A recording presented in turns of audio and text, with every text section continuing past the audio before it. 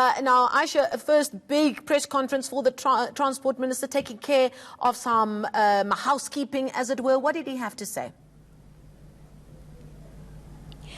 Well, the new Transport Minister announced a number of priorities for his ministry and for his department, and if things go according to plan, we could see a whole new strategy in the next 100 days. He said that he was giving the department 100 days to implement important issues and priorities. Now, he talked about a decisive strategy or a decisive intervention to turn around PRASA. He talked about safety and security on trains.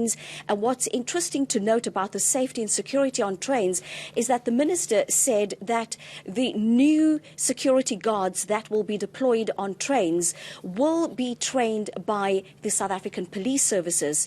Now, he says that he has had a conversation and he has been in meetings with Minister Fikile about this, and there has been an agreement in principle, but that these still, the nitty-gritties, as he put it, still needs to be signed and needs to be ironed out. But as I said, if things go his way, there will be increased security on the trains. He says security and the safety of passengers, that is paramount, and that these security guards will be trained by SAPS, because he says we're not only dealing with crowd control, you're also dealing with a criminal element, dangerous criminals on trains. And we've seen, especially here in the Western Cape, we've seen people being attacked, people being robbed on trains, and people being pushed on trains. So he's given his department 100 days to prioritize certain pressing issues. The other issue that he also talked about was corruption, and he said that this will be rooted out, and people involved in corruption will be facing the full might of the law, and that nobody will be spared. Did the minister spend any time speaking about the e-toll saga, which is obviously top of mind for those of us here in Gauteng? Well, I did ask him the question where I said to him that it appears that the Premier of the Gauteng and the Minister of Finance appear to be at odds with regards to e-tolls, and he was saying that was not so. He said that they were still talking about it, about e-tolls, and he said that within 100 days there will be a clear and decisive decision and an announcement made on e-tolls.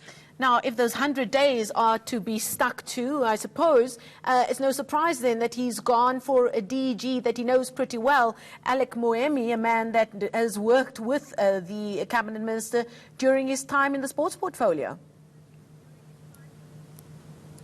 And that is indeed so. And Mr. Moemi starts his job on the 1st of August, and he did say that, you know, he's got his work cut out for him.